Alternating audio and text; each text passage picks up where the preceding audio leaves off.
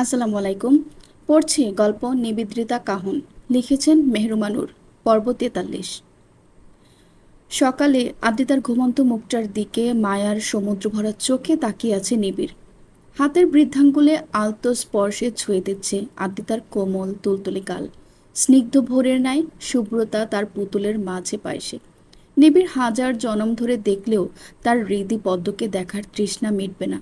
এই মুখটাতেই তার সকল প্রশান্তি, সকল অভিলাষা। নিবিড়ের নয়ন বিলাসের মাঝেই আদ্রিতা ধীরে ধীরে নেত্রপল্লব মেলে তাকালো। নিবিড়ের জন্য যেন আদ্রিতার ওই ডাগর আঁখি মেলে তাকানোই তার সূর্যোদয়। তার সেই সূর্যোদয় হতে দেখে নিবিড়ের ঠোঁটে মুগ্ধ হাসির ঝলক ফুটল।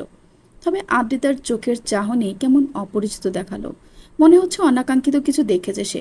নিবিড় মুচকি হেসে আদ্রিতার ঠোঁটে আলতো চুমু খেয়ে বলল, গুড মর্নিং পুতুল বউ।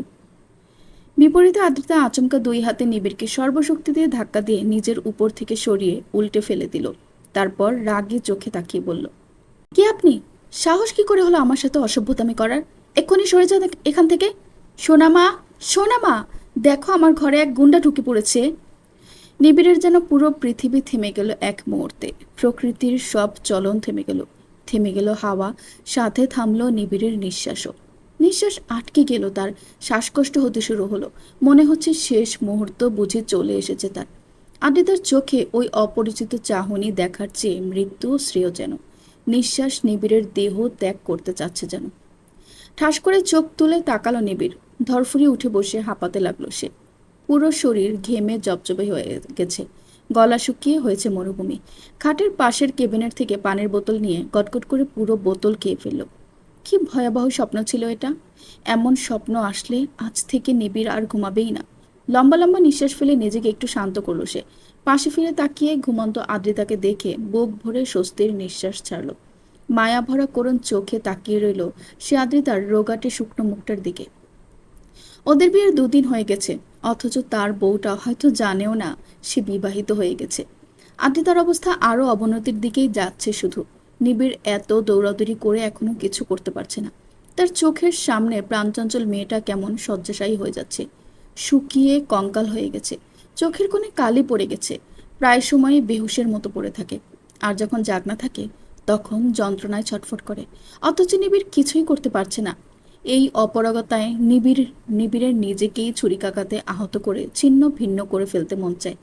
নিবিড় ব্যথাতুর চোখে তাকিয়ে আদ্রিতার গালে হাত বোলালো। চোখ দুটো লাল হয়ে উঠল। দেখতে দেখতে অশ্রু গড়িয়ে পড়ল চোখ বেয়ে।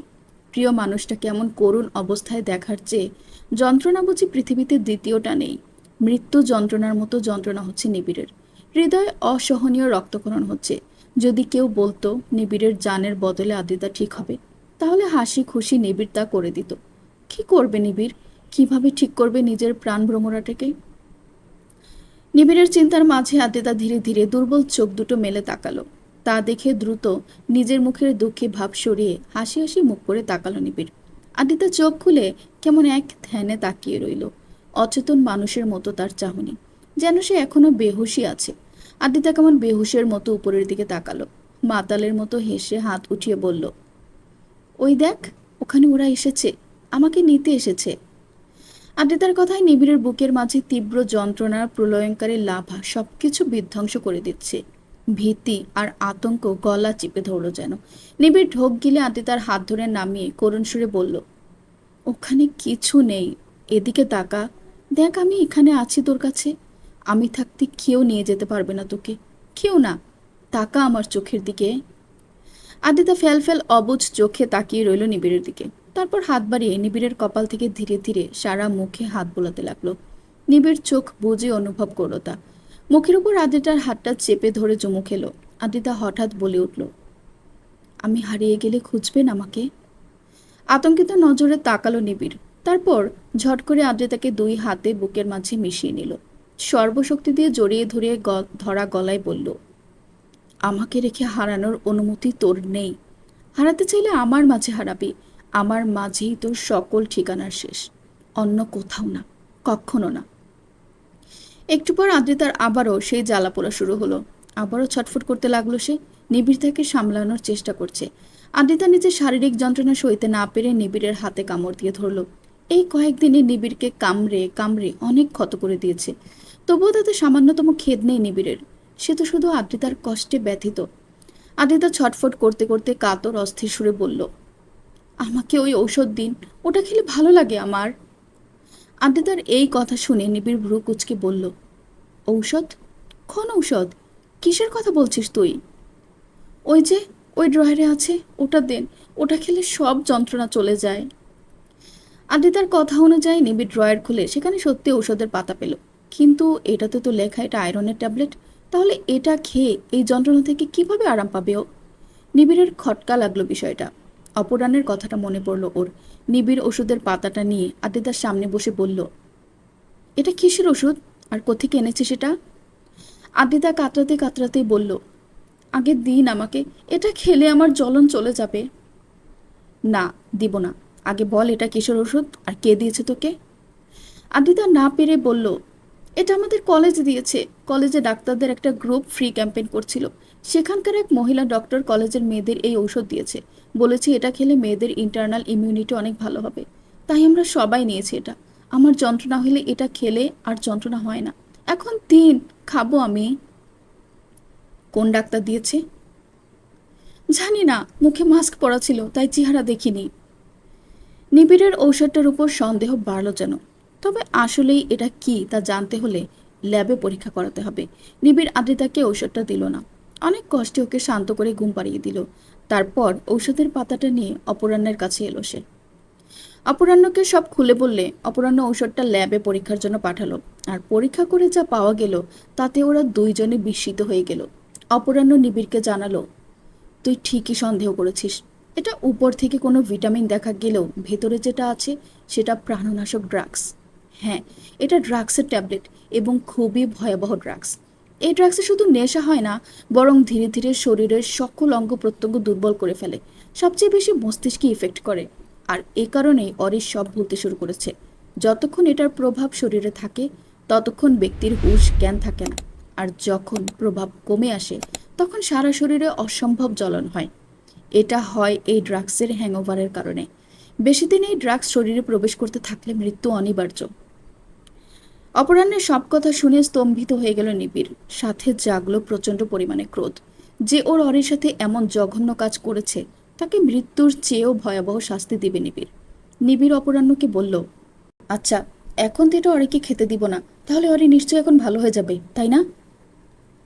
না নিবিড়, শুধু এটা বন্ধ করলে অরি ভালো হবে না। এতদিন এই ড্রাগস শরীরে প্রবেশ করে তার বিষ রক্তে মিশে গেছে। এই বিষ রক্ত থেকে পরিপূর্ণভাবে বিনাশ করতে হলে এই ড্রাগসের অ্যান্টিডোট দিতে হবে অরিকে। না হলে অরি সুস্থ হবে না। তো দে অ্যান্টিডোট। দেখ, আমি চাইলে এক্ষুনি দিতে পারবো না। এটা গবেষণা করে তৈরি করতে হবে। আর তাতে কতদিন লাগবে তা এক্ষুনি বলা যাচ্ছে না। তো কি বলতে চাচ্ছিস? ততদিন অরিকে অসুস্থ ফেলে রাখবো? সেটা বলছি না আমি। আমি সর্বস্ব চেষ্টা করব যেন জলদি অ্যান্টিডোট তৈরি হয়ে যায়। তবে অরের ইমার্জেন্সি, এখনই অ্যান্টিডোট প্রয়োজন। তাই সবচেয়ে ভালো হবে যে এই ড্রাগস দিয়েছে তাকে আগে খুঁজে বের করা। আই এম শিওর যার কাছে এই জিনিস আছে তার কাছে অ্যান্টিডোটও অবশ্যই আছে। তাই তো দ্রুত সম্ভব ওই ব্যক্তিকে খুঁজে বের করতে হবে। নিবিড় চোয়াল শক্ত করে বলল, সে তো আমি এমনিতেও করব। আমার পুতুলকে হার্ম করার স্পর্ধাকারীকে তার ইনাম তো দিতেই হবে। অপরাধীকে খুঁজে বের করতে খুব বেশি সময় লাগলো না নিবিড়দের। আদ্রিতার কলেজে গিয়ে ক্যাম্পেইন নিয়ে কোন কোন ডাক্তার এসেছিল তার খোঁজ নিল নিবিড়। সিসিটিভি ফুটেজও চেক করলো সে, এবং সবশেষে যার নাম সামনে এলো তা দেখে বিস্মিত হয়ে গেল নিবিড়। তীব্র ক্রোধ নিয়ে রওনা হলো সেই অপরাধীর ঠিকানায়। ফুল স্পিডে গাড়ি চালিয়ে পৌঁছালো একটা বাসার সামনে। চোখে মুখে ভয়ঙ্কর ক্রোধের দাবানল নির্গত হচ্ছে যেন। তার ক্রোধের লাভায় এ মুহূর্তে পুরো পৃথিবী ধ্বংস করে দিতে প্রস্তুত সে। গাড়ি থামিয়ে হাত বাড়িয়ে গাড়ির ড্রয়ার খুলে তার গানটা বের করলো। অতঃপর দরজা খুলে অগ্নিমানব রূপ ধারণ করে দ্রুত পায়ে সামনের বাসার দরজায় গিয়ে দরজা বরাবর সজোরে একটা লাথি মেরে দিল। 2-3 বার লাথি মারার পর দরজার ছিটকিনি ভেঙে খুলে গেল তা। দরজা খুলতেই সম্মুখে সেই কাঙ্ক্ষিত অপরাধীকেই সবার প্রথমে দেখতে পেল নিবিড়। দেখতে পেয়ে ক্রোধে তার মাথার রগগুলো যেন ফেটে পড়ল। ক্রোধে উন্মাদ নিবিড় তেড়ে গিয়ে সামনের ব্যক্তির মুখের মাঝে পিস্তলের নল ঢুকিয়ে ক্রুদ্ধ স্বরে বলতে লাগলো, how dare you, how bloody dare to touch my lady. তোর সাহস কি করে হলো জেরিন? কি করে? এত বড় কলিজা কোথায় পেলি? একবারও ভাবলি না এই নিবিড় তোর কি অবস্থা করতে পারে? বলতে বলতে জেরিনের মুখে পিস্তলের নল ঢুকিয়ে এগুতে লাগলো নিবিড়, আর জেরিন পেছাতে লাগলো। পেছাতে পেছাতে একসময় সোফায় পড়ে গেল সে। এই অবস্থা দেখে জেরিনের বাবা মা আতঙ্কিত হয়ে মেয়েকে বাঁচাতে ছুটে এলো। নিবিড়ের উদ্দেশ্যে রাগে সুরে বলল, এই ছেলে, কে তুমি? ছাড়ো আমার মেয়েকে, না হলে এক্ষুনি পুলিশ ডাকবো কিন্তু। নিবিড় তাদের দিকে তাকিয়ে বলল, খবরদার, আর এক পাও এগুলি আপনার মেয়ের খুলি উড়িয়ে দিব আমি। আর পুলিশকে ডাকতে চান? ডাকেন। পুলিশ এসে সবার আগে আপনার মেয়েকেই ধরবে, কারণ she is a bloody murderer. জেরিনের মা বাবার ভয় আর এগুলো না। নিবিড় আবার জেরিনের দিকে তাকিয়ে চোয়াল শক্ত করে ক্ষিপ্র স্বরে বলল, বল, কেন করেছিস? কেন করেছিস আমার পুতুলের সাথে এমন? কি ক্ষতি করেছে ও তোর? বল। নিবিড়ের হুমকিতে জেরিনের মুখে ভয়ের বদলে হাসি দেখা গেল। জেরিন মুখ থেকে পিস্তলের নলটা সরিয়ে বলল, আমি জানতাম তুমি আসবে আমার কাছে। আসতে হবেই তোমাকে। কি যেন বলেছিলে? কেন করেছি আমি এমন? এই যে তোমার চোখের এই কষ্ট, এই ভয়, এই অস্থিরতা দেখার জন্যই তো এত কিছু করা আমার। এটা আমার মনটাকে ভীষণ শান্তি দিচ্ছে। পৈশাচিক আনন্দ হচ্ছে আমার। হ্যাঁ, অনেক খুশি আজ আমি। আজ তুমিও সেই জায়গায় আছো যেখানে আমি ছিলাম আর আছি। তোমার জন্য পাগল হয়ে নিজের জান পর্যন্ত দিতে গিয়েছিলাম, কিন্তু তবুও তোমার মন গলেনি। একবার জানতে পর্যন্ত চাওনি আমি বেঁচে আছি নাকি মরে গেছি। তোমার জন্য পাগল হয়ে ডিপ্রেশনে চলে গিয়েছিলাম আমি। এতটা ডিপ্রেশন যে আমাকে হসপিটালাইজড করতে হয়েছিল। তখন আমার ভালোর কথা ভেবে বাবা মা আমাকে নিয়ে বিদেশ চলে যায়। সেখানে নিজেকে একটু সামলে পড়াশোনা করে ডক্টর হই আমি। তবে মন থেকে তোমাকে কখনো ভুলতে পারিনি। সেদিন হসপিটালে তোমাকে দেখে আমার চেপে রাখা অনুভূতিগুলো আবার জেগে উঠেছিল। কিন্তু তুমি তুমি তো আমাকে চিনতে পর্যন্ত পারোনি। সেটা যে আমার জন্য কতটা কষ্ট আর অপমানজনক তা শুধু আমিই জানি। পুরনো ক্ষতের উপর যেন নতুন করে আঘাত লাগছিল। তবুও বেহায়া মনে তোমার আশা ছিল। সেদিন রেস্টুরেন্টে আমার মনের কথা বললাম, কিন্তু তুমি আবারও আমাকে প্রত্যাখ্যান করলে। আমাকে বুঝিয়ে দিলে তোমার জীবনে আমার কোনো জায়গা নেই। আর তার কারণ ছিল তোমার ওই অরি। সেদিন হসপিটালে যখন তুমি ওকে বউ সম্বোধন করেছিলে, সেদিনই বুঝেছিলাম, কারণ নিবিড় শাহরিয়ার কাউকে বউ বললে নিশ্চয়ই সে সাধারণ কেউ হবে না। আমি বুঝে গিয়েছিলাম আমাকে প্রত্যাখ্যান করার কারণ ওই মেয়েটাই ছিল। ওই মেয়ের মাঝেই তোমার সকল চাওয়া পাওয়া। তাই তো তোমার মনকে আঘাত করেছি আমি। আমার এক পেশেন্টের বডিতে এই ড্রাগস পেয়েছিলাম। সেখান থেকে এটার ব্যাপারে জানি আমি।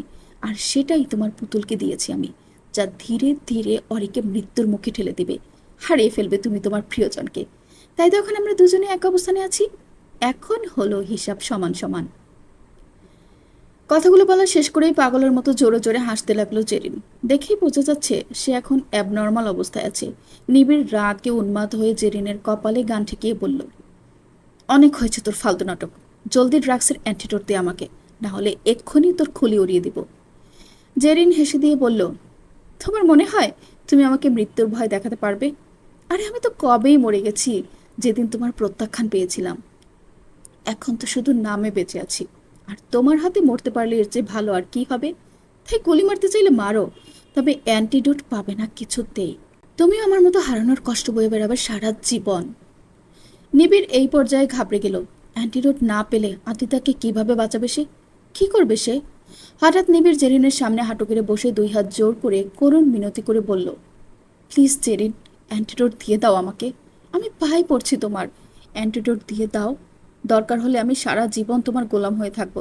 তুমি যা চাইবে তাই করব। তবুও শুধু অ্যান্টিডোট দিয়ে দাও প্লিজ। জেরিন আবারও হাসলো, তারপর বলল, এই যে তুমি এসব বলছো না, এতে আমার কষ্ট আরও বাড়ছে। আর সাথে বাড়ছে রাগ। দ্য গ্রেট মিস্টার নিবিড় শাহরিয়ার, যে কিনা কখনো কারোর সামনে মাথা নত করে না, সেই তুমি আজ আমার পায়ে পড়েছ। আমার গোলাম হতে চাচ্ছ শুধুমাত্র ওই মেয়েকে বাঁচানোর জন্য। তাহলে তুমি কতটা ভালোবাসো ওই মেয়েকে, তার প্রমাণ এটা। আর এটা বুঝতে পেরেই আমার কষ্ট আর রাগ দুটোই বাড়ছে। আমার কাছে আসার লোভ দেখিয়ে এখন আর লাভ নেই। আমি বুঝে গেছি তুমি আমার কোনো দিন হবে না। আমার কাছে থাকলেও কখনো আমাকে ভালোবাসতে পারবে না। তাই তোমাকে এখন আর আমার চাই না। তোমারও আমার মতোই সারা জীবন ভালোবাসার মানুষকে হারানোর কষ্ট নিয়ে বাঁচতে হবে। এটাই তোমার শাস্তি। নিবিড় এবার রাগের সব নিয়ন্ত্রণ হারিয়ে পিস্তল জেরিনের মাথায় ঠেকিয়ে ট্রিগার চাপ দিতে নিলেই তখন গোটা কয়েক পুলিশ হুড়মুড় করে ঢুকলো জেরিনের বাসায়। সাথে পিছু পিছু ঢুকলো অপরাহ্ন। নিবিড় ওকে বলেছিল সব। সে জানতো নিবিড় রাগের মাথায় উল্টাপাল্টা কিছু করতে পারে, তাই আগেই পুলিশ নিয়ে চলে এসেছে। পুলিশ এসে নিবিড়কে সরিয়ে দিল। অপরাহ্ন জেরিনের ব্যাপারে পুলিশকে জানিয়ে দিয়েছে। পুলিশ জেরিনকে ধরে নিয়ে গেল। জেরিনের মা বাবা আহাজারি করতে লাগলো। নিবিড় ধপ করে নিচে বসে পড়ল। অ্যান্টিডোট না পেলে কিভাবে বাঁচাবে সে আদ্রিতাকে? রাত তখন প্রায় 12টা। আদ্রিতা ঘুমিয়ে পড়েছে। তানি তার মাথায় হাত বুলিয়ে দিচ্ছে। আজ ড্রাগস না পাওয়ায় সারাদিন মেয়েটা যন্ত্রণায় ছটফট করেছে। কাঁদতে কাঁদতে মাত্র একটু ঘুমিয়েছে। নিবিড় এখনো বাসায় ফেরেনি, তাই তানি বসে আছে আদ্রিতার কাছে। নিবিড়ের জন্য চিন্তা হচ্ছে তানির। ছেলেটা সারা দিন বাসায় ছিল না, আবার এত রাত হয়ে গেল এখনো ফেরেনি। ফোনও ধরলো না, না জানি কোথায় ঘুরছে পাগলের মতো। অরির চিন্তায় চিন্তায় ছেলেটা আমার কেমন পাগলের মতো হয়ে গেছে। মুখের দিকে তাকানো যায় না।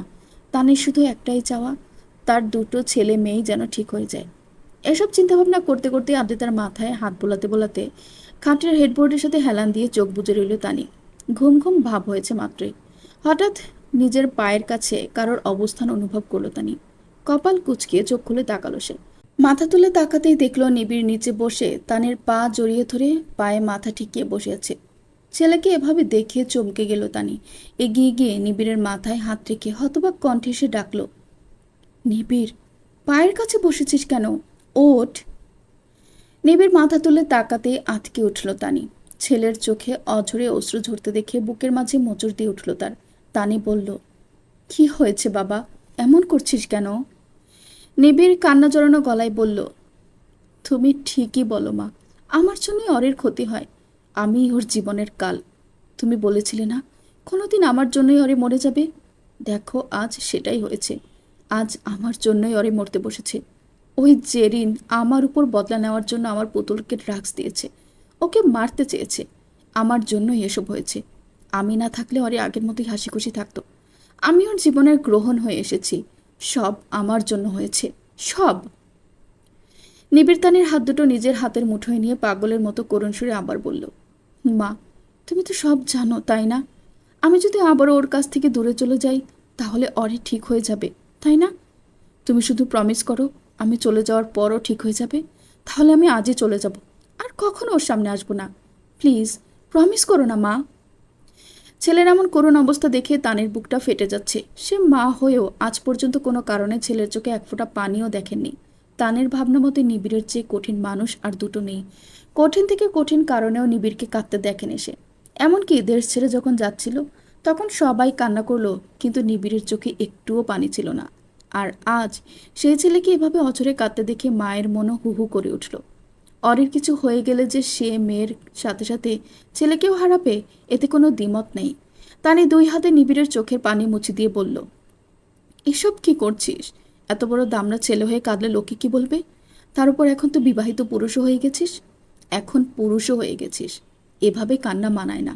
আর বিয়ে করা বউকে ছেড়ে গেলে অরি তোর বাপকে পুলিশে ধরিয়ে দিবে। বাপকে বুড়াকালে জেল খাটাতে চাস? চিন্তা করিস না, আমাদের অরি ঠিক হয়ে যাবে। এভাবে ভেঙে পড়লে অরিকে কিভাবে সামলাবি? এখন কান্না বন্ধ কর তো। অরি দেখলে হাসবি কিন্তু। আয়, উপরে আয়, আজ আমি ঘুম পাড়িয়ে দিই তোকে। নিবিড় বিছানায় উঠে তানির কোলে মাথা রেখে শুলো।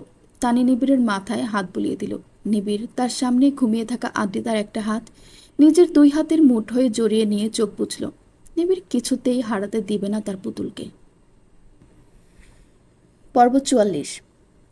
আদ্রিতার মনে হচ্ছে সে কতদিন পর যেন ঘুম থেকে জেগেছে। যেন ঘুমের মাঝে কতদিন পার হয়ে গেছে তার। গত কিছুদিন কেমন ধোঁয়াশে তার স্মৃতিতে। সেগুলো ভাবতে গেলেও মাথা ঘুরে ওঠে তার। শরীরটাও অসম্ভব দুর্বল মনে হচ্ছে, যেন কতদিন ধরে খাওয়া দাওয়া করে না সে। চেহারাও একেবারে ভেঙে পড়েছে। আদ্রিতা নিজের মাঝের এমন পরিবর্তন ঠিকমতো বুঝতে পারে না। সে পরিবারজনের কাছে জানতে চাইলে বলে তার নাকি জ্বর হয়েছিল, তাই এমন লাগছে। যদিও আদ্রিতা তাদের কথায় পরিপূর্ণ কনভিন্স হয় না, তবে আপাতত তাদের কথাই মেনে নিচ্ছে সে। বেচারি আর করবেটাই কি? আয়নার সামনে দাঁড়িয়ে আনমনা হয়ে এসব ভাবছে আর মাথার চুল আঁচড়াচ্ছে আদ্রিতা। চুলগুলো কেমন জট বেঁধে গেছে। আঁচড়াতে নিয়ে অনেক ব্যথা করছে। নিজে নিজেই মুখে ব্যথার হালকা আওয়াজ করছে আঁচড়াতে নিয়ে। তখনই হঠাৎ পেছন থেকে নিবিড় এসে আদ্রিতার হাত থেকে চিরুনিটা টান দিয়ে নিয়ে বলল, আমি আঁচড়ে দিচ্ছি, এখানে বস। বলেই আদ্রিতাকে বিছানায় বসিয়ে তার চুল ধীরে ধীরে আঁচড়ে দিতে লাগলো। এত সাবধানে করছে যেন চুল নিজেও টের পাচ্ছে না। আদ্রিতার হুঁশ আসার পর থেকে সে আরও একটা জিনিস খেয়াল করেছে। যখন থেকে হুঁশ এসেছে তখন থেকে সে খেয়াল করছে নিবিড় ভাইয়া প্রায় সময় ওর রুমেই থাকছে।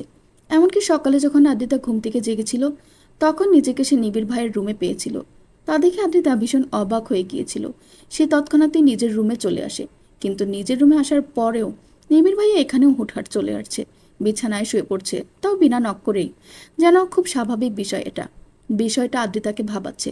আগে কখনো নিবিড় এভাবে ওর রুমে আসতো না, আসলেও সবসময় নক করে আসতো।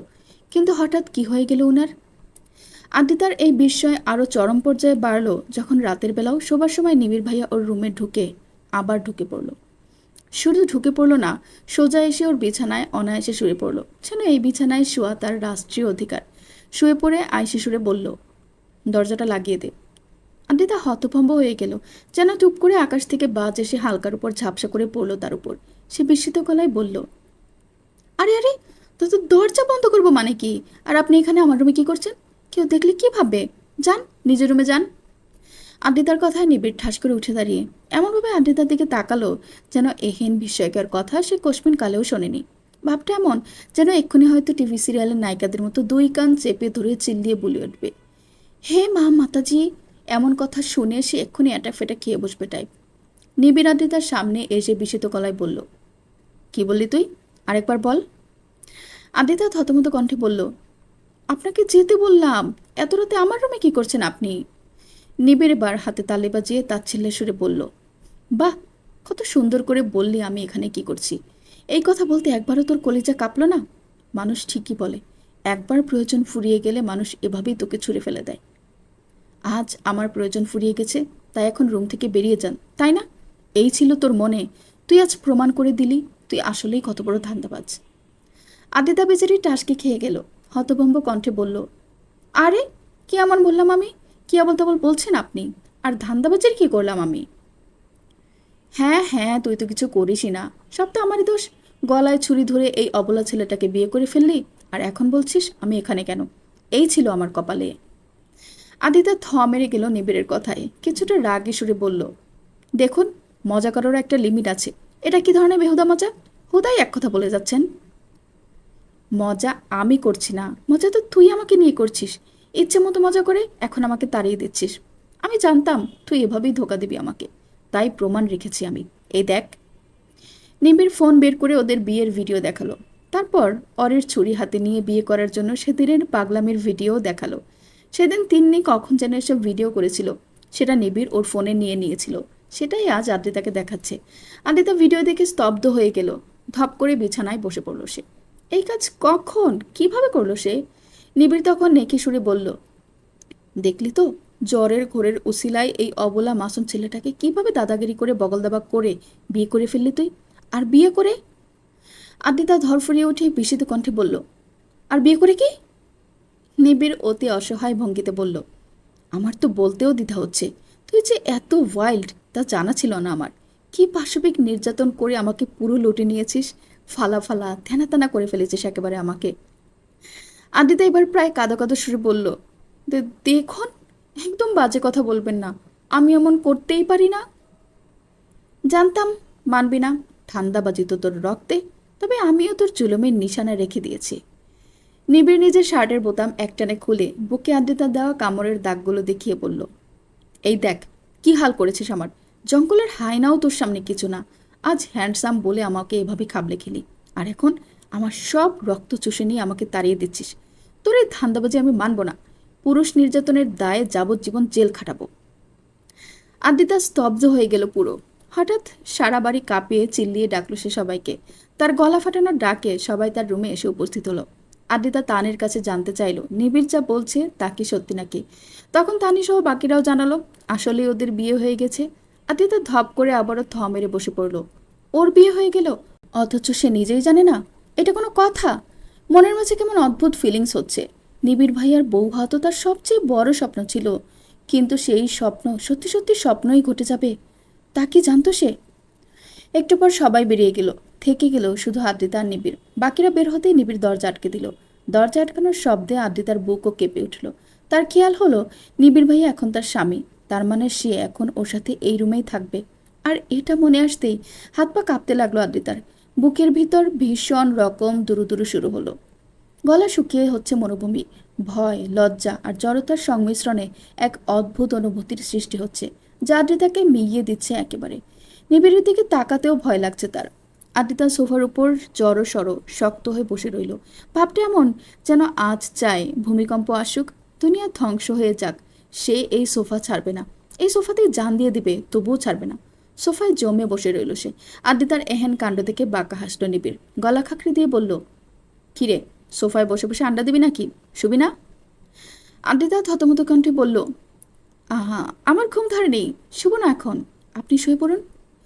নিবিড় হতাশাজনক সুরে বলল, কি কপাল আমার, ধুরন্ধর মার্কা একটা বউ পেয়েছি। কোথায় এসে স্বামীর সেবা করে ঘুম পাড়িয়ে দিবে তা না, বাংলা সিনেমার রিনা খানের মতো সোফায় পা তুলে বসে আছে। এখনই হয়তো বলবি তোর পা টিপে দিতে। ধান্দাবাজিরও একটা লিমিট আছে, তুই তাও পার করে গেলি। আজ আমার মতো ভদ্রলোক বলেই পার পেয়ে গেলি, না হলে আজই হাত পা ভেঙে বাপের বাড়ি পাঠিয়ে দিত। এসব বলে নিবিড় বিছানায় টান টান হয়ে শুয়ে পড়ল। নিবিড়ের এসব ফালতু কথা আদ্রিতার কানের 3 হাত দূরত্বেই রয়ে গেল আজ। ওসবে ধ্যান নাই তার, সে তো নিজের মনের ভয় আর জড়তায় শক্ত হয়ে রইল। কিন্তু বেশিক্ষণ টিকে থাকতে পারল না সে। রাতের খাবার পর ডাক্তারের দেওয়া ঔষধ খেয়েছিল সে, যার প্রভাবে এখন তার ভীষণ ঘুম পাচ্ছে।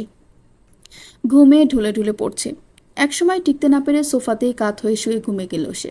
এই পর্যায়ে নিবিড় উঠে দাঁড়িয়ে এগিয়ে এলো আদ্রিতার সামনে। 2 হাতে পাজাকুলে তুলে নিয়ে এলো বিছানায়।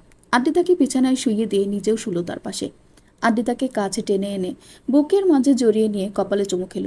মুগ্ধ অপলক নয়নে তাকিয়ে থেকে আদ্রিতার গালে হাতের আঙ্গুল বোলাতে লাগলো। আদ্রিতার এই মায়াবী হৃদহরণীর মুখটা নিবিড়ের বেঁচে থাকার সকল আবশ্যকতা শুধু এই মুখটাতেই। আদ্রিতাকে সবসময় হাসি খুশিময় স্নিগ্ধ দেখতে চায় নিবিড়, এজন্য সব করতে রাজি সে। কয়েকদিন আগেও ওই ভয়াবহ দিনগুলোকে মনে করতেও দম বন্ধ হয়ে আসে তার। অ্যান্টিডোট না পাওয়ায় নিবিড়ের পৃথিবী ধ্বংস হয়ে যেতে দেখছিল সে। তবে উপরওয়ালা তার উপর কৃপা করেছিল। নিবিড়ের মনে পড়ল 1 সপ্তাহ আগের কথা। সেদিনের পরদিন সকালে হঠাৎ জেরিনের মা বাবা এসে উপস্থিত নিবিড়ের বাড়িতে। জেরিনের বাবা একটা বক্স নিবিড়ের দিকে এগিয়ে দিয়ে বলল, এটা ওই ড্রাগসের অ্যান্টিডোট, জেরিনের রুম থেকে আমরা পেয়েছি। ডক্টরকে দেখিয়েছিলাম, তারা জানালো এটাই অ্যান্টিডোট।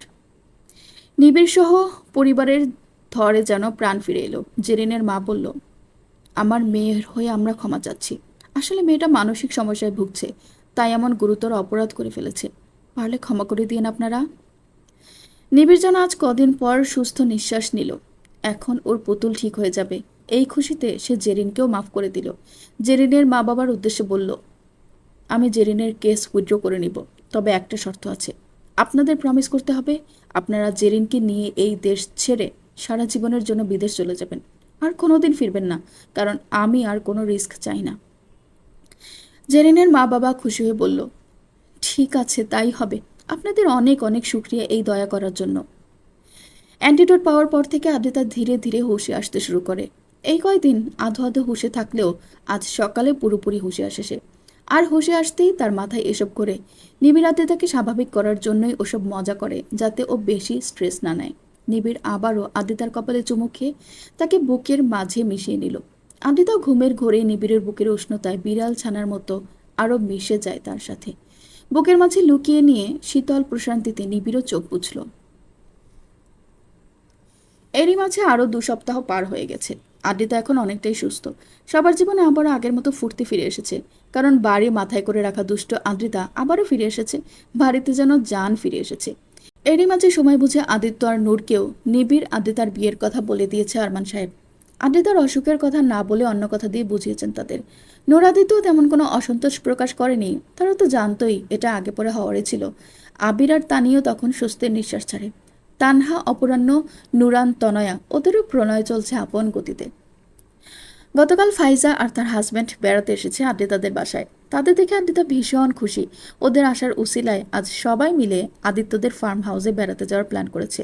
পিকনিকের মতো প্রোগ্রাম করবে এমনটাই প্ল্যান। তবে বড়রা কেউ যেতে চাইল না, তাই শুধু ইয়াংস্টাররাই যাবে। আদ্রিতা তো ভীষণ খুশি। সে সোনামায়ের কাছে তার ইয়াং বয়সের ফার্ম হাউসে গিয়ে আড্ডা দেওয়ার গল্প শুনেছে। এই সময় তারা ফার্ম হাউসে অনেক মজা করত, আর মা বাবার ওখানে কাটানো অনেক স্পেশাল মুহূর্তও আছে। তাদের বিয়েও ফার্ম হাউসে হয়েছিল, তাই তো আদ্রিতার ফার্ম হাউসে গেলে সেসব মনে হয়। তার অনেক ভালো লাগে। ফার্ম হাউসে যাওয়ার জন্য আদ্রিতা দ্রুত তৈরি হতে লাগলো। মিষ্টি কালারের একটা টপ আর জিন্স পরেছে সে। আয়নার সামনে দাঁড়িয়ে নিজের চুল বাঁধছে। তখনই নিবিড় ঢুকলো রুমে। আয়নায় তার প্রতিবিম্ব দেখে প্রতিবারের মতো বুকের মাঝে ধুকপুক করতে লাগলো আদ্রিতার। যেদিন থেকে সে জেনেছে নিবিড় তার স্বামী, সেদিন থেকেই এমনটা হচ্ছে। নিবিড়কে দেখলেই তার হাত পা কাঁপতে থাকে। এখন তো ওদের রুমও এক হয়ে গেছে। নিবিড়ের রুমে আদ্রিতার জিনিসপত্র নিয়ে এসে সব সেটেল করে দিয়েছে নিবিড়, যাতে নানান বাহানায় আদ্রিতা বারবার তার রুমে না চলে যায়। তাতে আদ্রিতার ধুকপুকানি আরও বেড়েছে যেন। সবচেয়ে বেশি রাত হলে তার এই সংকট যেন আরও বেড়ে যায়। সারাদিন নানান অজুহাতে এদিক ওদিক ঘুরলেও রাতে রুমের আসতেই হয়। তখন গলা শুকিয়ে যায় তার। নিবিড় ঘুমানোর পরে আস্তে করে গিয়ে চুপচাপ একপাশে শুয়ে পড়ে। তবে রোজই সকালে সে নিজেকে নিবিড়ের বাহু বন্ধনে আবদ্ধ পায়। সেটা যেমন লজ্জা এনে দেয়, তেমনি একসাথে একরাশ ভালো লাগায় শিহরিত করে দেয় আদ্রিতাকে। এমন না যে নিবিড়ের ঘনিষ্ঠতা সে চায় না, তার অবচেতন মনও নিবিড়ের সান্নিধ্য পেতে চায়। তবে ওই যে দস্যু, লজ্জা আর ভয়, ওরাই তো আদ্রিতাকে দমিয়ে রাখে। তাদের জন্যই তো আদ্রিতার এত জ্বালাতন। নিবিড় রুমে ঢুকে সামনে তাকাতেই চোখ চড়কগাছ হয়ে গেল তার, যেন এক্ষুনি চোখের মনি দুটো খুলে হাতে চলে আসবে। বিস্ফোরিত চোখে সে তাকালো সামনে। তার নিট অ্যান্ড ক্লিন রুমটার পোস্টমর্টম হতে দেখে হার্ট যেন ফটাস ফটাস ফেটে যেতে লাগলো। মনে হচ্ছে সে ভুলে কোনো মাছের বাজারে চলে এসেছে। নিবিড় এগিয়ে গিয়ে হতবাক চোখে দাঁতে দাঁত চেপে বলে উঠল, অরি, কি করেছিস এসব? এটা কি ঘর নাকি সিটি কর্পোরেশনের আবর্জনার গোদাম? আদিতা চকিত নজরে পেছনে ফিরে ব্রুকুচকে বলল, মানে কি বলছেন এসব? আবর্জনা কোথায় দেখলেন আপনি? নিবিড় চোয়াল চিবিয়ে ধমকে সুরে বলল, আচ্ছা, আবর্জনা কোথাও নেই তাই না? তাহলে এগুলো কি? বিছানায় কাপড় চোপড় আর কসমেটিক্সের বাজার বসিয়েছিস কেন? রুমটাকে কি রাস্তার দোকান মনে হয় তোর? আর মেঝেতে চিপস চকলেটের প্যাকেট দিয়ে কি ডিজাইন বানিয়েছিস? আদিতা একগাল হাসি মুখে বলল, আরে এসব তো আমি রেডি হচ্ছিলাম তাই। এতে তো হাইপার হওয়ার কি আছে? শাট আপ ইডিয়ট, জলদি এগুলো পরিষ্কার কর। পরিষ্কার করার কি দরকার? আবার অন্য সময় তো পড়তেই হবে। এখন থেকেই নিয়ে পড়বো। শুধু শুধু আলমারিতে রাখার ঝামেলা করতে হবে কেন? অরি, রাগাস না আমাকে। জলদি সব কাপড় চোপড় ভাঁজ করে রাখ সুন্দর করে। আদিতা বোকার মতো মুখ করে বলল, ভাঁজ? সেটা আবার কি? কাপড় চোপড় আবার ভাঁজও করে নাকি? আমি তো কাপড় চোপড় এভাবেই ফেলে রাখি, না হলে জড়ো করে আলমারিতে ঠুসে রাখি। ভাঁজ ফাজ করি না। আমার এত ঢং ভাল লাগে না। নিবিড়ের মাথায় হাত। বলে কি এই মেয়ে? এই মেয়ে যে তার নিট অ্যান্ড ক্লিন রুমটাকে শহীদ করে দিবে এতে সন্দেহ নেই তার। নিবিড় এবার উচ্চ স্বরে ধমক দিয়ে বলল, 5 মিনিট, জাস্ট 5 মিনিট অরি। 5 মিনিটের মধ্যে এসব পরিষ্কার না করলে তোর ফার্ম হাউসে যাওয়া ক্যান্সেল। আদিতা এবার ভয় পেয়ে বলল, না না প্লিজ, এমন করবেন না। আমি এক্ষুনি পরিষ্কার করছি সব। আদিতা দ্রুত সব পরিষ্কার করতে লাগলো। নিবিড় তার ভবিষ্যতের কথা ভেবে লম্বা একটা দীর্ঘশ্বাস ছাড়ল। এই এক নারীতেই নিবিড়ের সব বিনাশ, তবুও এই নারীতেই সর্বদা তার হৃদ নিবাস। পর্ব ৪৫, শেষ পর্ব। সবগুলো ফার্ম হাউসে এসে হাজির হয়েছে মাত্রই। তাহসান এসেই হইচই শুরু করে দিয়েছে। সাথে আদ্রিতা তো আছেই। ফাইজার সাথে ওর এক ননদ রুমা এসেছে। তাহসান তো আসার পর থেকেই তার সাথে লাইন মেরে যাচ্ছে। সুইমিং পুলের পাশে বারবিকিউ পার্টির আয়োজন করা হয়েছে। নিবিড় বারবিকিউয়ের আগুন সেট করছে। তাহসানকে দেওয়া হয়েছে মাংস কেটে সাইজ করার দায়িত্বে। তার মাংস কাটার ধরন দেখে অপরাহ্ন বলে উঠল, কিভাবে কাটছিস মাংস? এভাবে কেউ মাংস কাটে? মনে হচ্ছে পান খেয়ে পানের পিক ফেলছে কেউ। আরে সুন্দর করে কাট না। তাহসান বিরক্ত সুরে বলল, মাংস আবার সুন্দর করে কাটে কেমনে? এখন কি এইটারে ফেস প্যাক লাগিয়ে ফেসিয়াল করে তারপর কাটবো? তুইও আজব আইটেম। আরে মাংস হলো বাসর ঘরে বউয়ের মতো। প্রথমে যতই সুন্দর হোক, পরে তো সব উজাড় হয়ে যায়। মাংসও তেমন। এদের শেষমেশ দাঁতের নিচে পিষে পাকস্থলিতেই যেতে হবে। তাহলে আর এত সাজসজ্জার আজাইরা প্যারা নেওয়ার কি দরকার? তাহলে সোজা গরু খেয়ে ফেললেই পারিস। রান্না করার কি দরকার? হ্যাঁ, খেলে তো খাওয়াই যায়, সেটা কোনো ব্যাপার না। ব্যাপার হচ্ছে পেটের ভিতর গিয়ে হাম্বা শুরু করলে তখন মুশকিল হয়ে যাবে, তাই না? এদের কথায় সবাই হাসলো। তাহসান আবার বলল, আচ্ছা বলতো, এটারে বারবিকিউ কেন কয়? এটা 12 ক্লাস পাস করেছে নাকি যে বারবিকিউ বলে? তেরে কেন বলে না? কারণ এটা হতে পারে তোর মতো 12 ভাতারি। আবারও হাসলো সবাই। আদ্রিতা পুলের পানিতে পা ডুবিয়ে বসে বসে চিপস খাচ্ছে। সাথে তানহা আর সানভিও আছে। নিবিড় বারবিকিউ রান্নার ফাঁকে ফাঁকে বারবার চোখ রাখছে আদ্রিতার উপর। এখনও যেন তার মনে ভয় থেকেই গেছে, আদ্রিতাকে হারানোর ভয়। যে ভয় হয়তো আজীবন থাকবে তার। তাই তো চোখের আড়াল হলেও এখন অন্তর কাঁপে তার। একটু পর আদ্রিতারাও উঠে এলো বারবিকিউ রান্না দেখতে। আদ্রিতা নিবিড়ের কাছে এসে উৎসুক কণ্ঠে বলল, আমিও করে একটু। পারবি না, হাতে ছেঁকা লাগবে। আরে পারবো, দিন না একটু প্লিজ। আচ্ছা ঠিক আছে, একটা কর, তবে সাবধানে। আদ্রিতা খুশি হয়ে বলল, আচ্ছা। আদ্রিতা নিবিড়ের পাশে একটা বারবিকিউ করতে লাগলো। নিবিড় ওকে দেখিয়ে দিল কিভাবে করতে হবে। আদ্রিতা সেটা করতে খুব খুশি, যেন কত বিশাল একটা কাজ করতে পেরেছে সে। নিবিড় আদ্রিতার সেই হাসিমাখা মুখটা দেখেই খুশি। সবকিছুর বিনিময়ে এই হাসিমাখা মুখটাই তো সে দেখতে চায়। আদ্রিতা একটা বারবিকিউ করতে পেরেই খুশিতে লাফিয়ে নিচে নিচে সবাইকে বলল, দেখো দেখো, এটা আমি বানিয়েছি, আমি বারবিকিউ করতে পেরেছি। তাসান হাততালি দিয়ে গর্বিত ভঙ্গিতে বলল, বাহ, ক্যা বাত ক্যা বাত, তুই তো কামাল করে দিয়েছিস। ধুতি ফেরে রুমাল বানিয়ে দিয়েছিস, শাহরিয়ার পরিবারের নাম উজ্জ্বল করে দিয়েছিস আজ। লোকে বলবে, ওই যাচ্ছে শাহরিয়ার পরিবার, ওই বাড়ির মেয়ে বারবিকিউ বানাতে পেরেছে, এই জন্য স্বর্ণপদক দেওয়া হবে তোকে। মামা মামি তার মেয়ের সফলতা দেখি গর্বে বেলুন হয়ে উড়ে যাবে আকাশে। আদিতা বোকার মতো গর্ব করে বলল, থ্যাংক ইউ থ্যাংক ইউ। রান্নার পর ছেলেরা সুইমিং পুলে নামলো সবাই। পাশে মিউজিক সিস্টেমে গান বাজছে। তাসান পানিতে নেমে উড়াধুরা নাচতে লাগলো। ফাইজার ননদ রুমাকে নিজের উন্মুক্ত বডি শো করতে লাগলো। আদ্রিতারাও সুইমিং পুলের পাশে বসে আড্ডা দিচ্ছে। তবে আদ্রিতার বেহায়া নজর ফিরে ফিরে তাকাচ্ছে নিবিড়ের পানে। ফর্সা সুঠাম উন্মুক্ত শরীরে সুইম করছে সে। পোলের পানিতে যেন চকচক করছে তার বডি। আদ্রিতার লোলুপ দৃষ্টি চেয়েও যেন আটকাতে পারছে না। তানাও আর চোখে কয়েকবার তাকাচ্ছে অপরাহ্নের পানে। তবে অপরাহ্ন হঠাৎ চোখ মারতেই তানহা লজ্জায় চোখ সরিয়ে নেয়। সুইম শেষে সবাই বারবিকিউ খেতে বসল। পুলের পাশেই সবাই এক একজন এক এক জায়গায় বসে খাচ্ছে। আদ্রিতা বরাবরের মতোই খেতে চাচ্ছে না। অসুস্থ হওয়ার পর থেকে যেন আরও বেশি খাবারে অনীহা হয়ে গেছে তার। তাই নিবিড় নিজের হাতে আদ্রিতাকে খাইয়ে দিল। এখন এটাও যেন আদ্রিতার অভ্যাস হয়ে গেছে। নিবিড়ের হাতে খেতেই ভালো লাগে তার। আদ্রিতা খেতে খেতে বলল, আপনি অনেক ভালো রান্না করতে পারেন। কত গুণ আপনার, আমার তো কোনো গুণই নেই। আস্ত একটা বেগুন আমি। এমন বেগুন বউ আপনার সাথে বেমান লাগে না? নিবিড় নান রুটির সাথে মাংস নিয়ে আদ্রিতার মুখে দিয়ে বলল, হ্যাঁ তা তো লাগেই, কিন্তু কি আর করার, বিয়ে তো হয়ে গেছে। আমি আবার খুব ভদ্র ছেলে কিনা, তাই বউ যেমনই হোক মানিয়ে চলি। আদ্রিতার হঠাৎ মন খারাপ হয়ে গেল। গলার খাবার যেন আর গলা দিয়ে নামল না। সে মলিন মুখে বলল, আর খাবো না আমি। বলেই আদ্রিতা উঠে যেতে চাইল। নিবিড় তার হাত ধরে টান দিয়ে আবারও বসিয়ে দিয়ে মুচকি এসে বলল, তুই আসলেই একটা বলদি, কখনো বুঝলি না আমাকে। আরে এসব গুণ হলো বাহ্যিক গুণ, এসব যে কোনো মানুষ চাইলে আয়ত্ত করতে পারে, এটা মহৎ কিছু না।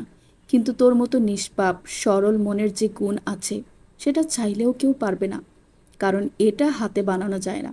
এটা ব্যক্তির নিজস্ব গুণ। আর এত গুণ দিয়ে কি করব আমি? ঘরের খুঁটি দিব? বউয়ের বেশি গুণ থাকলে আবার জামাইকে দাম দিবে না। আর আমি তা মোটেও চাই না। আমার তো বলতেই চাই, বুঝলি পাগলি। খাওয়ার পর আরও অনেকক্ষণ আড্ডা দিল সবাই। আড্ডা দিতে দিতে প্রায় রাত 10টার বেশি বেজে গেল। তখনই নিবিড়ের ফোন এলো। ফার্ম হাউসের সিকিউরিটি গার্ড নাকি অ্যাক্সিডেন্ট করেছে। তেমন গুরুতর না, তবে এখানে আর কেউ নেই।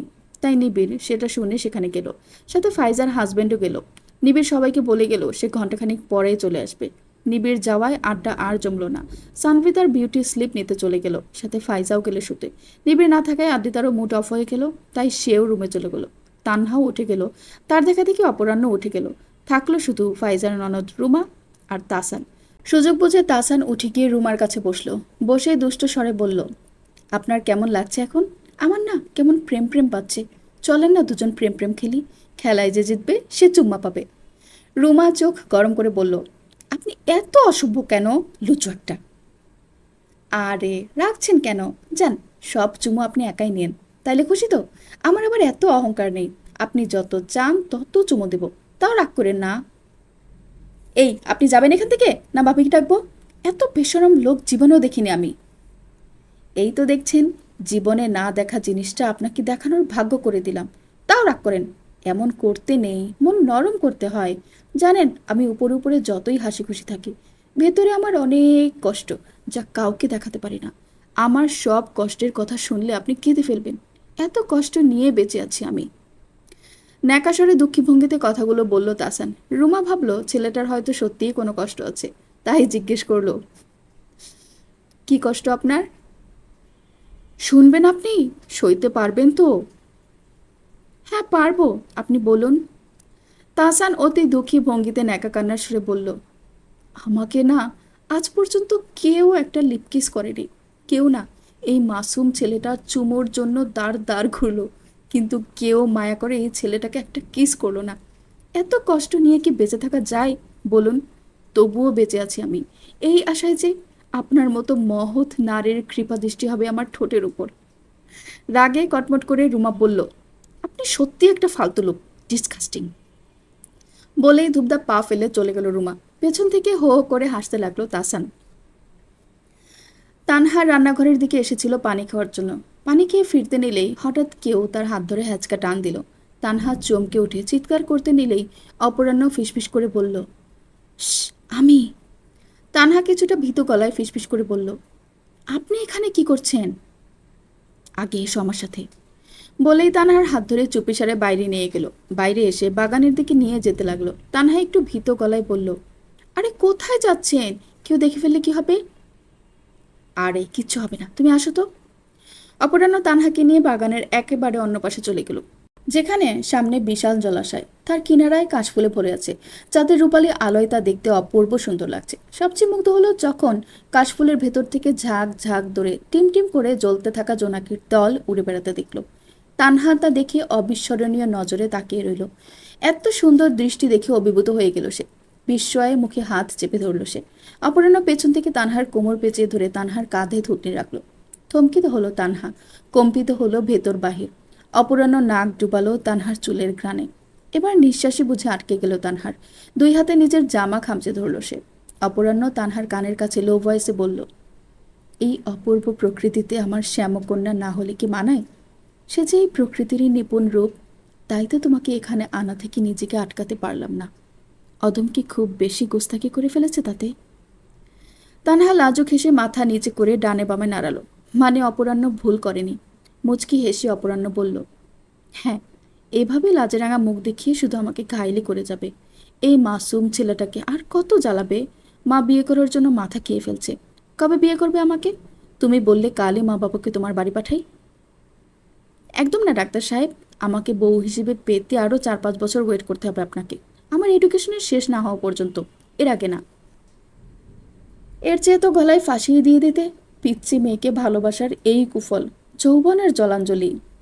হাসল তানহা, তারপর বলল, কে বলেছিল বাসতে? নিজের বয়সের কাউকে খুঁজে নিতেন। অপরাহ্ন হাতের বাঁধন আরও শক্ত করে বলল, কি করব, এই পিচ্চিটাই যে ডাক্তারকে পেশেন্ট বানিয়ে দিয়েছে, এখন তো আর অন্য কোনো পথ নেই। বলেই অপরাহ্ন তানহার কাঁধে আলতো করে চুমু খেল। তানহা লজ্জার কবল থেকে বাঁচতে অপরাহ্নকে ছেড়ে জোনাকি পোকা ধরতে লাগলো। ছোটে ছোটে ধরতে লাগলো বাচ্চাদের মতো। অপরাহ্ন দাঁড়িয়ে মুগ্ধ নয়নে তা দেখতে লাগলো। সময়টাকে এই মুহূর্তে তার থামিয়ে দিতে মন চাচ্ছে, যে মুহূর্তে শুধু তার শ্যামকন্যা থাকবে তার সাথে। তবে তার হলো কই, হঠাৎ চাঁদ কালো মেঘে ঢেকে গেল। আর দেখতে দেখতেই ঝুম বৃষ্টি শুরু হয়ে গেল। তা দেখে অপরাহ্ন দ্রুত তানহার হাত ধরে দৌড়ে বাসার দিকে চলে গেল। রুমে বসে মোবাইল টিপছিল আদ্রিতা। নিবিড় না থাকায় তার ভালো লাগছে না। তার কাছে আসা দেখলে হাত পা কাঁপে, আবার তাকে ছাড়া কিছুতে মনও বসে না। হঠাৎ বৃষ্টির ঝমঝম শব্দ শুনতে পেল আদ্রিতা। জানালার দিকে তাকিয়ে দেখল খুব জোরে বৃষ্টি নেমেছে। উৎসুক হয়ে আদ্রিতা দৌড়ে ব্যালকনিতে এলো। ব্যালকনির গ্রিলের ফাঁক দিয়ে হাত বের করে দিয়ে বৃষ্টির পানি হাতে নেড়ে নাচাতে লাগলো। বৃষ্টি তার খুব পছন্দ।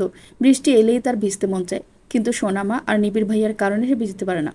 তাদের মতে বৃষ্টিতে ভিজলে ঠান্ডা জ্বর হবে, কিন্তু আদ্রিতার যে ভিজতে খুব করে মন চায় তা একটু বুঝতে চায় না তারা। সাদা শাড়ি পরে বৃষ্টিতে ভিজে টিপ টিপ বর্ষা পানি গানটার মতো নাচতে মন চায়। এটা তার অনেক দিনের ইচ্ছে। সেই ইচ্ছে আজ পর্যন্ত পূরণ হলো না তার। হঠাৎ একটা খেয়াল হলো আদ্রিতার, আজকে তো আটকানোর কেউ নেই, সবাই শুয়ে পড়েছে, আর উনি তো হসপিটালে। বৃষ্টি ছাড়ার আগে তো আর আসতে পারবে না নিশ্চয়ই। তার মানে আজই সেই মোক্ষম সুযোগ। আজ আদ্রিতা ওর ইচ্ছা পূরণ করতে পারবে। ইয়েস, ভেবেই খুশিতে লাফিয়ে উঠল সে। দৌড়ে রুমে এসে কাবার্ড খুলে সাদা রঙের শাড়ি খুঁজতে লাগলো। এখানে নূরের অনেক শাড়ি রাখা আছে। মায়ের শাড়িগুলোর মাঝ থেকে সাদা শাড়ি আছে নাকি তা খুঁজে দেখতে লাগলো। অতঃপর সে পেয়েও গেল। শাড়ি পেয়ে আরও খুশি হয়ে গেল সে। তবে পরতে গিয়ে হলো ঝামেলা। সে তো শাড়ি পরতেই পারে না, অন্যদেরও বলতে পারছে না এই বিষয়ে, না হলে সবাই উল্টাপাল্টা কথা বলে খেপাতে থাকবে। তাই অগত্যা আদ্রিতা আয়নার সামনে গিয়ে কোনো রকমে যা পারলো তাই পরে নিল। শাড়ি পরার শেষে ফোন হাতে নিয়ে বেরিয়ে ছাদের দিকে দৌড়ালো। ছাদের দরজায় এসে ফোনে টিপটিপ বর্ষা পানি গানটা চালালো। তারপর ফোনটা দরজার কাছে সেফ জায়গায় রেখে বৃষ্টির মাঝে নেমে পড়ল। বৃষ্টিতে ভিজে গানের তালে তালে নাচতে লাগলো। আদ্রিতা ছাদে যাওয়ার 5-6 মিনিট পরে নিবিড় ফার্ম হাউসে ফিরে এলো। ওখানকার কাজ শেষ হওয়ায় দ্রুত বৃষ্টির মাঝেই ফিরে এসেছে সে। আদ্রিতার জন্যই এত জলদি এসেছে। মেয়েটাকে বেশিক্ষণ একা রাখলেই তার চিন্তা হতে থাকে। গাড়ি থেকে নেমে দৌড়ে ঢুকলো ভেতরে। মাথার চুল ঝাড়তে ঝাড়তে রুমে ঢুকলো সে। কিন্তু রুমে আদ্রিতাকে না দেখে ব্রু কুচকে এলো তার। পরক্ষণে ভাবলো হয়তো তানহা আর সানভি রুমে আছে। এই ভেবে রুমের বাইরে আসতেই হঠাৎ মিউজিকের শব্দ কানে এলো তার। এত রাতে গান কে বাজাচ্ছে, তাও ছাদ থেকে আসছে। কৌতূহলী হয়ে নিবিড় এগিয়ে গেল ছাদের দিকে। ছাদের দরজায় আসতেই আদ্রিতার ফোনটা দেখতে পায় সে। কপাল আরও কুচকে এলো তার। এবার ছাদের মাঝে তাকালো সে, এবং তাকাতেই সর্বস্ব স্থির হয়ে গেল। বৃষ্টিতে সানন্দে ভেজা আদ্রিতাকে দেখে হরণ হলো শরীরের সমস্ত ক্রিয়া প্রতিক্রিয়া। বৃষ্টির পানিতে সাদা শাড়ি ভিজে লেপ্টে আছে তার কোমল শুভ্র অঙ্গে। পিঠময় লেপটানো ভেজা চুল, মুক্ত দানার মতো ভেজা বদনখানি। সে যেন নারী নয়, নিবিড়ের জন্য সে এক জ্বলন্ত আগুন, যে আগুন এই মুহূর্তে নিবিড়ের সর্বস্ব পুড়িয়ে ঝলসে দিচ্ছে। নেশার অতল গহ্বরে তলিয়ে নিয়ে যাচ্ছে তাকে, নিয়ন্ত্রণহীন করে দিচ্ছে তার সকল আয়ত্ত, বিবশ করে দিচ্ছে তার সকল স্নায়ুতন্ত্র। নেশার অতলে ডুবে বিমোহিত নিবিড় মন্ত্রমুগ্ধ হয়ে ধীরে ধীরে কদম বাড়ালো মহিয়সী নারীর দিকে। চোখের নজরে তার তীব্র নেশার আবাসস্থল এই মুহূর্তে। আদ্রিতা নিজের মনে ঘুরে ঘুরে নেচে যাচ্ছে। নিবিড়কে এখনো দেখেনি সে, উল্টো দিকে হয়ে ভিজতে ব্যস্ত সে। নিবিড় একসময় আদ্রিতার পেছনে এসে দাঁড়ালো। আদ্রিতার বাম হাতের বাহু ধরে এক ঝটকায় তাকে নিজের দিকে ঘুরালো। চমকে গেল আদ্রিতা। নিবিড়কে দেখে অনেক ভয়ও পেয়ে গেল প্রথমে। ভাবলো হয়তো আজ আর নিস্তার নেই তার। তবে নিবিড়ের ওই তীব্র নেশা ভরা কঠিন হৃৎকম্পিত চাহনি দেখে থমকে গেল আদ্রিতা, যে চাহনি ঝংকারিত করে দিল তার অন্তর্দেশ। আদ্রিতাকে টান দিয়ে ঘুরানোর সময় তার ভেজা চুলগুলো মুখের উপর এসে লেগে গেল। নিবিড় এক হাতে আদ্রিতার কোমর পেঁচিয়ে ধরে নিজের সাথে মিশিয়ে নিল। নেশালো একাগ্র দৃষ্টিতে তাকিয়ে অন্য হাতের আঙ্গুল দিয়ে আদ্রিতার মুখের উপর লেপ্টে থাকা চুলগুলো আস্তে করে সরিয়ে দিল। শিহরণে চোখ বুঝে নিল আদ্রিতা। দুঃসাহসিক বৃষ্টির ফোঁটা ঠাস ঠাস করে পড়ছে আদ্রিতার চোখে, মুখে, আর পড়ছে গোলাপ রাঙা অধর যুগলে। তা যেন নিবিড়ের সর্বস্ব গ্রাস করে নিচ্ছে, ধ্বংস করে দিচ্ছে তার সকল নিয়ন্ত্রণ। যার বশবর্তী হয়ে নিবিড় এক হাতে আদ্রিতার শাড়ির ফাঁকের উন্মুক্ত কোমর পেঁচিয়ে ধরল। অন্য হাত আদ্রিতার কানের নিচে রেখে মাথা ঝুঁকিয়ে অধর ছোঁয়ালো আদ্রিতার অধরে। নেশায় পাগল নিবিড় আরও ভীষণ নিগুড়ভাবে আদ্রিতার অধরে হারালো। শিহরণে কম্পন সৃষ্টি হলো আদ্রিতার অঙ্কে। কম্পিত আদ্রিতা নিজেকে টিকিয়ে রাখতে নিবিড়ের বুকের শার্ট খামচে ধরল। তবুও যেন কম্পনে অবশ হয়ে যাচ্ছে সে। আজ নিবিড়ের স্পর্শে অসীম উন্মাদনা উপলব্ধি করছে সে। এমনটা সে আগে কখনো উপলব্ধি করেনি, যেন আজ সে নিজের মাঝেই নেই। অধরের ক্রিয়া থামিয়ে নিবিড় আদ্রিতার কানের কাছে মুখ নিয়ে হাঁপাতে হাঁপাতে বলল, চারিদিকে এত পানি, তবুও কেন এত তৃষ্ণা হচ্ছে আমার? তৃষ্ণায় ভেতরটা খা খা করছে আমার। এই বৃষ্টির ফোঁটা কেন আগুনের ফোঁটার মতো আমার সারা শরীর ঝলসে দিচ্ছে? এই কোন আগুন লাগালি তুই? আমি পারছি না এই দহন সইতে। আমার শীতলতা দরকার পুতুল, একটু শীতলতা। দিবি কি আমাকে একটুখানি শীতলতা? নিবিড়ের এমন হৃদকম্পিত কথায় আদ্রিতা যেন মৌন হয়ে গেল। তার মৌনতা দেখে নিবিড় বলল, তুই রাজি না থাকলে আমি এগোবো না। বলেই নিবিড় আদ্রিতার পিঠ থেকে হাত নামিয়ে সরে আসতে চাইলেই আদ্রিতা তখনই নিবিড়কে জড়িয়ে ধরে বুকে মাথা গুছল। নিবিড়ের ঠোঁটে প্রাপ্তির হাসি ফুটল। নিবিড় একটু ঝুঁকে আদ্রিতাকে কোলে তুলে নিল। আদ্রিতার লজ্জায় নিবিড়ের বুকের মাঝে লুকিয়ে ফেলল নিজের মুখ। নিবিড় আদ্রিতাকে নিয়ে এলো তার রুমে। রুমে এসে পা দিয়ে ধাক্কা দিয়ে দরজা লাগিয়ে দিল। রাত তখন 2টা প্রায়। নিবিড় আদ্রিতাকে কোলে নিয়ে বসে আছে ব্যালকনিতে। নিবিড় খালি গায়ে, শুধু প্যান্ট পরা, আর তার শার্ট এখন আদ্রিতার গায়ে জড়িয়ে আছে। আদ্রিতার পিঠ নিবিড়ের বুকের সাথে লেপ্টে আছে। নিবিড় পেছন থেকে আদ্রিতাকে কোলের মাঝে জড়িয়ে ধরে আছে। আদ্রিতার চুলের গ্রানে মাতোয়ারা হতে ব্যস্ত সে, সাথে আদ্রিতার গলা কাঁধে অধর ছোঁয়াতে ব্যস্ত। আদ্রিতা লাজুক স্বরে বলল, আপনি না গিটার বাজানো শিখাবেন আমাকে? এই বুঝি শেখানো হচ্ছে? প্লিজ শেখান না। ফার্ম হাউসে ওদের রুমে আদিত্যর গিটার রাখা ছিল। আদ্রিতা সেটা কোলের মাঝে নিয়ে বসে আছে নিবিড়ের কাছে গিটার শিখবে বলে। কিন্তু নিবিড়ের মোহ থেকে বের হতে পারল না নিবিড়। অন্য কাজে মন দেবে কি? আজ আদ্রিতাকে একান্ত করে পেয়ে যেন এই মোহ আরও বেড়ে গেছে তার। তবুও আদ্রিতার জোড়াজুড়িতে একটু করে গিটার শেখায়, তারপর আবারও সেই মোহে হারায় সে। এবারও আদ্রিতার জোড়াজুড়িতে নিবিড় পেছন থেকে আদ্রিতার হাতের উপর হাত রেখে তাকে গিটার বাজানো শেখাচ্ছে। গিটার বাজাতে পেরে আদ্রিতা মহা খুশি। খুশি মনে এসে বলল, একটা গান গান না, আমি গিটার বাজাই, আপনি গান গান। নিবিড় আদ্রিতার কাঁধে চুমু খেয়ে বলল, আমার পুতুল বউয়ের জন্য সব হাজির। নিবিড় আদ্রিতার হাতের উপর দিয়ে হাত রেখে গিটার বাজিয়ে গান ধরল। এসো না ভাসি প্রেম সাগরের মোহনায়, কতটা দূর নেই জানা, প্রেম সে তো বাধা মানে না, মানে না। প্রেম সাগর ভেজা চাদর নাও তোমার মাঝে নাও আমাকে, নিবিড় করে বাসবো ভালো, ভীষণ আদর দেব তোমাকে। আকাশের এই সীমানায় গোধূলির সাজ, তোমাকেই বলে দিয়ে যায় ঠিকানা। ওই চোখে কি নেশা, কেমন ব্যাকুলতা, অসীম আকুলতা, এই তো ভালোবাসা। তো শেষ হয়ে গেল আপনাদের পছন্দের নিবেদিতা কাহন, যেটি লিখেছেন মেরু মানুর।